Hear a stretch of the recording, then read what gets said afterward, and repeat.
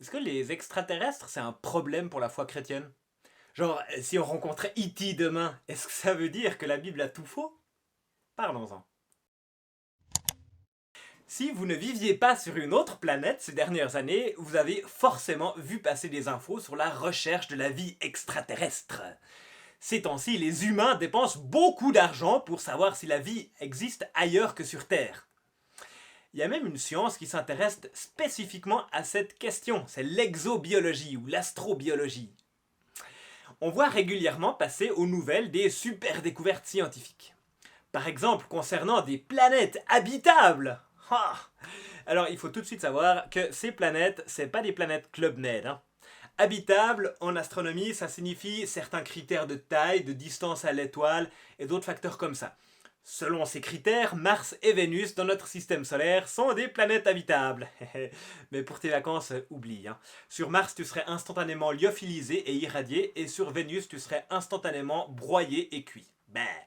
Par ailleurs, il existe d'autres planétoïdes dans notre système solaire qui pourraient abriter de la vie.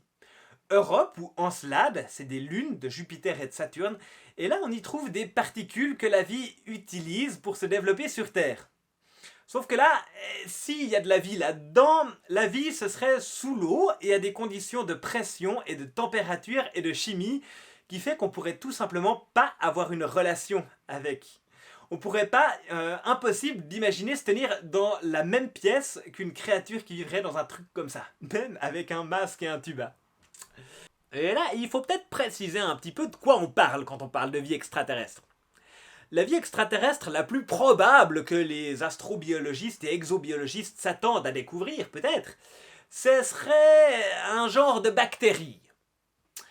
Et ça, des bactéries extraterrestres, ça pose strictement aucun problème de compatibilité avec la Bible. Dieu a créé notre monde, il peut bien en avoir créé d'autres. Et si on prend la création en 7 jours, et puis qu'on pense que c'est exactement 7 jours de 24 heures, bah rien n'exclut qu'il y ait des bactéries, des plantes vertes ou des poissons qui existent ailleurs que sur la planète Terre. Mais imaginons là qu'on découvre une vie extraterrestre intelligente. Bah, bon, en soi, il existe déjà sur Terre des créatures non humaines intelligentes. Par exemple, les dauphins. Vous connaissez les dauphins? C'est joli ça, toutes les petites filles aiment bien les dessiner. Ben, les dauphins, ils parlent différents dialectes, leurs individus se donnent des noms qui comprennent le nom du dauphin, de sa mère et de sa grand-mère. Ils sont capables de s'enseigner des techniques de chasse qui ne sont pas innées, donc ils ont une transmission du savoir. Et tout ça, ben, si c'est pas de l'intelligence, faudra me réexpliquer le concept. Et le fait d'avoir des animaux assez intelligents sur Terre, ça pose pas plus de problèmes que ça pour la Bible. Parce qu'on peut les ranger à quelque part dans le monde de la Bible et dans le rapport à Dieu. Non.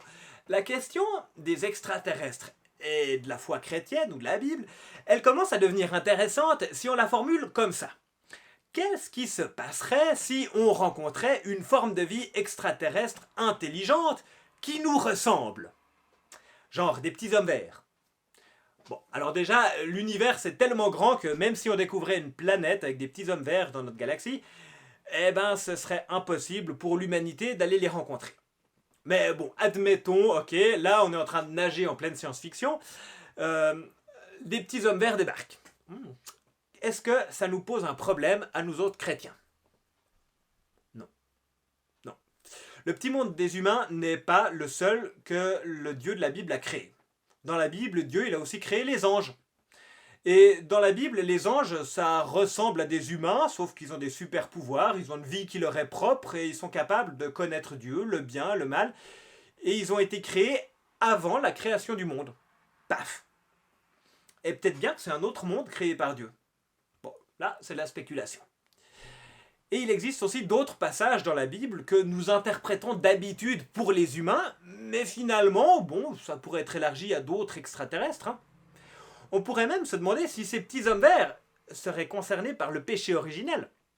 Ça, ce serait une question importante.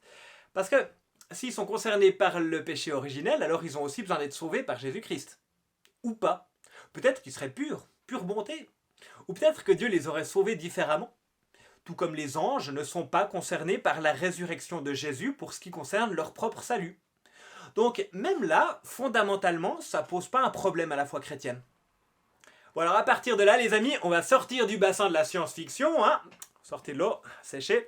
Je crois qu'il nous faut rester prudent avec les questions qu'on se pose.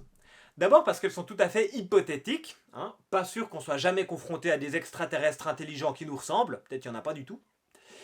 Ensuite, parce que bon nombre des questions qui se posent, les mêmes questions se posent pour les animaux terrestres. Qu'est-ce qui se passe le jour où on arrive à communiquer avec les dauphins? Il y a des humains qui se posent cette question. Mais ça pose pas de problème pour la foi chrétienne. Et puis enfin, et puis surtout, hey, les amis, ne limitons pas la puissance de Dieu. La question de départ, elle correspond à la taille de notre tête, qui sont trop petites pour comprendre Dieu, et déjà trop petites pour comprendre notre monde. Les découvertes scientifiques, elles nous rappellent chaque jour que la manière dont on a pensé l'univers jusqu'à aujourd'hui, elle était trop petite. Alors la manière dont on a pensé Dieu, peut-être bien qu'elle est trop petite aussi. Et vous, la question de la vie extraterrestre, ça vous pose quelle question? Les amis, je vous ai pas tout dit. J'ai découvert un authentique documentaire sur les extraterrestres, les petits hommes verts. Il est édité aux éditions Dupuis. Fort intéressant. Et d'ailleurs, surtout, aux pages 8 à 11, on voit les extraterrestres qui vont à la messe de minuit. Ça répond à la question de cette vidéo. Voilà pour la vidéo de la semaine. N'hésitez pas à laisser un commentaire, à lire quelques BD du Scrum Eustache. C'est fort divertissant, bon enfant. Et surtout, il est catholique, le Scrum Eustache. C'est drôle. Non, je rigole, mais il y a chaque fois une référence à l'église, ou même chez les Galaxiens, de leur morgue, il y a une croix dessus chez les extraterrestres. C'est drôle. Nous, on se retrouve bientôt pour une prochaine vidéo. À bientôt!